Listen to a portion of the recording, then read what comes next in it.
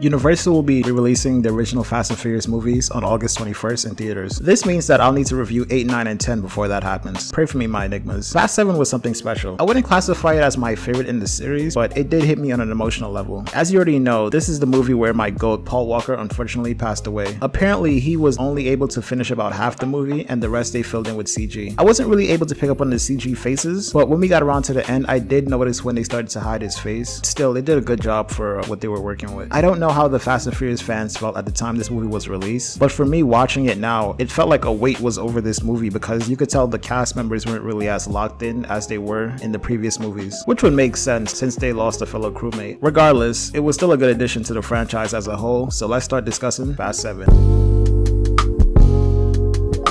The intro to this movie was insane and I absolutely loved it. It begins in a hospital. The transporter, who goes by Deckard, is speaking to our previous villain Shaw. The way Shaw is looking, it seems like he's going to be a problem in the future. Deckard's last name is also Shaw, so I'm going to call him Shaw as well. As he leaves the hospital, you can see that this man is a calamity. The whole place is in ruins. Bro picked up a random grenade and told dude to hold it. Yeah, he's a villain. Vin and Letty drives through the desert. Letty still hasn't regained her memories from the explosion, so Dom is like a stranger to her. They pull up to an event called Race War, and Dom tries to be all controlling and tells Shorty how to win the race. You can tell she ain't like that, which is why later in the night she was like, listen bro, you cool and all, but I need to find myself. So later, Paul is in full dad mode, clearly still traumatized from the events of the previous movies, but he's doing his best. We cut to Hobbs and Elena, and I ain't gonna lie, Elena looking good with her short hair. Okay, Elena. Hobbs is bored because his job has gotten way too easy. He goes out to give Elena a letter of recommendation, and when he returns to his office, he sees Shaw sitting there all menacingly. Hobbs is like, you work in IT? Shaw said, does it look like I work in IT? I'm just trying to gather data on the team that crippled my brother. Hobbs tried to take all the credit and say that he was the one that took down Shaw, and Deckard was like, I hate liars, and they started boxing. Shaw was giving Hobbs the work. You see the speed in his movements, but Hobbs is a tank, so he ate it like it was nothing. I love the way the camera moved in this movie. The action sequences were amazing. Elena ran back with the 9 and Hobbs found a Smitty, and they both started blasting. Shaw said, nah, I'm blowing all y'all up, and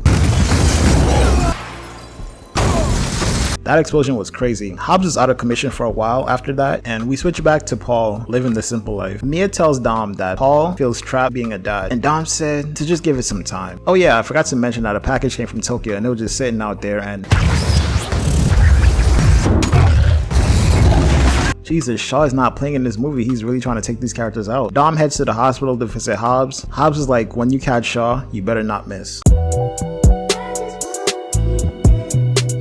Vin pulls up to Tokyo and took his chain back from Sean. When the funeral for Hans was being held, Vin peeped the car creeping and he chased after it. Shaw was waiting for him in the alley. As the two cars look at each other, they charge, and I knew immediately nobody was going to swerve because both of these guys are insane. Shaw, however, reinforced his car with protective armor, so he only lost like 1 HP. Vin was broken up from that crash, but he took it like a G. The amount of crashes that happens in this movie is wild. Vin is saved by Mr. Nobody, and he tells Dom that he would help him catch Shaw if he does something for him. The job this time around is to rescue a super hacker named Ramsey. Why did they kidnap her, you ask? Well, you see, my good sir, or madam, she created a device called God's Eye. This device allows you to see, hear, and track everything in the entire world. Something about this movie reminds me of Eagle Eye. But anyway, Vin is like, I don't want to help you, but Shaw is a super villain, so I need help taking him down. So you know what? Okay, let's do it. Mr. Nobody tells Vin that if he gets the God Eye, he'll let him use it to track down Shaw. So we gather the team, we run through the plays, and we parachute out of a plane. As the franchise goes on, it's interesting to see the conflict progression. Before we were just lowly street racers, now we're jumping out of planes, dodging machine guns, fighting world-class terrorists. It's a lot. My favorite part of this mission was when Paul got into the truck and started fighting this dude. The look on his face was like, man, I should have stayed home.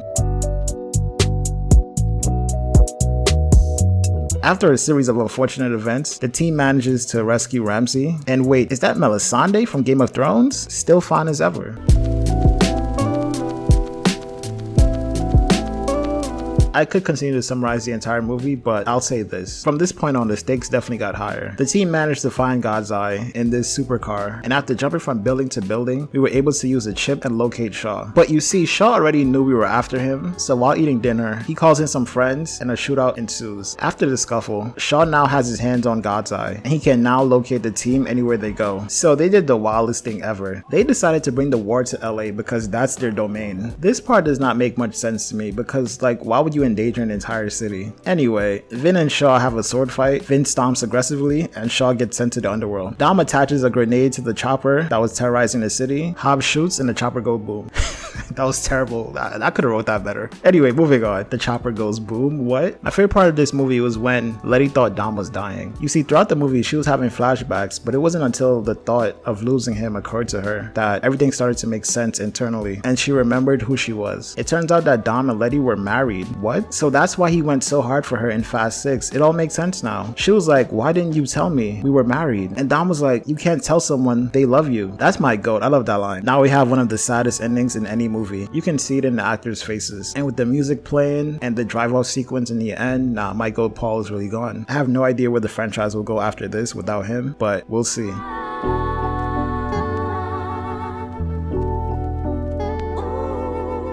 Well, to wrap it all up, what was this Fast and Furious trying to say? Honestly, I can't tell you what it was trying to say, other than the fact that appreciate the people in your circle, keep the family close, and always strive to do better. That's my Fast 7 review. I know this one is a little shorter compared to the others, but out of respect for the franchise, I didn't want to make too many jokes. Anyway, see you guys in Fast 8. Later.